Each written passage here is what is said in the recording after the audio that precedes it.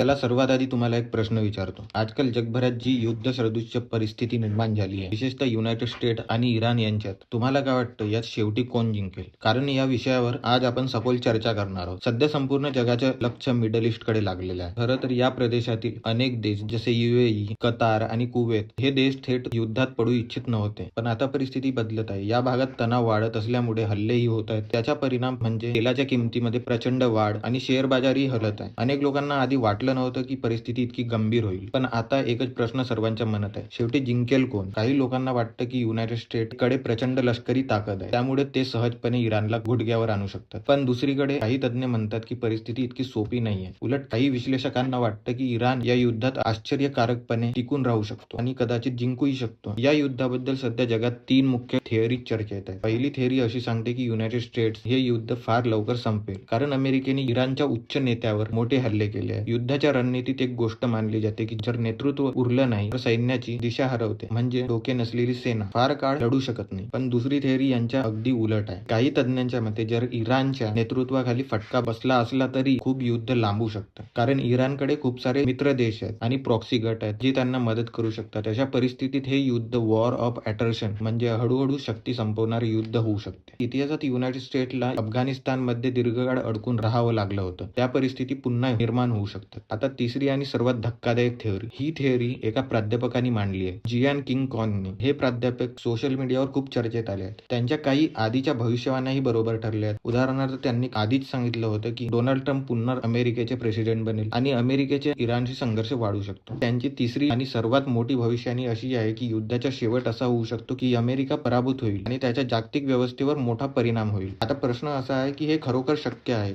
या संघर्षामुळे जागतिक अर्थव्यवस्थेवरही परिणाम होत आहे. बाजारपेठात भीतीचे वातावरण आहे, तेलाचे दर वाढत आहेत आणि गुंतवणूकदार सावध झाले आहेत. जेव्हा जगात युद्ध आणि जिओपॉलिटिकल तणाव वाढतो तेव्हा अर्थव्यवस्था अस्थिर होणे सामान्य आहे. पण जर आपण लष्करी दृष्टिकोनातून पाहिलं तर इराणकडे काही महत्त्वाचे फायदे आहेत. त्यातील सर्वात मोठा म्हणजे त्याची भौगोलिक रचना. इराणचा मोठा भाग डोंगराळ आहे, रस्ते कठीण आहे आणि बाहेरच्या सेनासाठी जमिनीवर मोठी मोहीम चालवणे हे खूप कठीण ठरू शकते. अशा परिस्थितीत कोणत्याही परकीय सेनेला तिथे दीर्घकाळ टिकून राहणे खूप महाग आणि अवघड ठरते. दुसरा महत्त्वाचा घटक म्हणजे स्थानिक लोकांची मानसिकता. जेव्हा एखाद्या देशावर बाहेरून हल्ला होतो तेव्हा अनेकदा लोक एकत्र येतात. इतिहासात अनेक वेळा दिसून आलं की स्थानिक लोकांचा पाठिंबा नसताना एखाद्या देशावर दीर्घकाळ नियंत्रण ठेवणे जवळजवळ अशक्य असतं. आता एक वेगळा दृष्टिकोन पाहूया. काही विश्लेषक असंही म्हणतात की या संघर्षाचा खरा उद्देश कदाचित इराण नसून दुसराच देश असू शकते, म्हणजे चायना. हे कसं? चायना ही जगातील सर्वात मोठ्या उत्पादन अर्थव्यवस्थांपैकी एक आहे, पण तिची मोठी कमजोरी म्हणजे ऊर्जा आणि आयातीवर अवलंबून असणं. चीनला मोठ्या प्रमाणात तेल आयात करावं लागतं, विशेषतः मिडल ईस्ट कडून. जर त्या भागात अस्थिरता निर्माण झाली आणि तेल पुरवठा कमी झाला तर त्याचा थेट परिणाम चीनच्या अर्थव्यवस्थेवर होऊ शकतो. दुसरीकडे युनायटेड स्टेट्स स्वतःही मोठ्या प्रमाणात तेल उत्पादन करतो आणि इतर देशांशी ऊर्जा व्यापारही करतो. त्यामुळे काही विश्लेषक म्हणतात की हा संपूर्ण जिओपॉलिटिकल खेळ मोठ्या शक्तींमधील दबाव तंत्राचा भाग असू शकतो. लष्करी दृष्टिकोनातून पाहिलं तर इराणने काही स्वस्त पण प्रभावी तंत्रज्ञान वापरले आहे. उदाहरणार्थ लहान ड्रोन. एक साधा ड्रोन काही हजार डॉलरमध्ये तयार होतो, पण त्याला रोखण्यासाठी अत्यंत महागड्या मिसाईलचा वापर करावा लागतो. यामुळे आर्थिकदृष्ट्या मोठा नुकसान होऊ शकते. तसेच काही आधुनिक मिसाईल सिस्टम आणि उच्च वेगाने जाणाऱ्या मिसाईल संरक्षण प्रणालीवरही दबाव येतो. युद्धात तंत्रज्ञान, रणनीती आणि खर्च यांचा समतोल खूप महत्त्वाचा असतो. म्हणून आजचा प्रश्न अजूनही खुला आहे. शेवटी काय होणार? युनायटेड स्टेट्स या संघर्षात निर्णायक विजय मिळवेल की इराण अपेक्षापेक्षा जास्त काळ टिकून राहील आणि समीकरण बदलून टाकेल? या संघर्षाचा अंतिम निर्णय काय होईल हे सांगणं अजूनही कठीण आहे. तुम्हाला काय वाटतं? या परिस्थितीत कोण वर चढ करेल, US की इराण? कमेंटमध्ये नक्की सांगा. So thanks for watching this video. Please like, share, subscribe. This is Ashish ओराणे.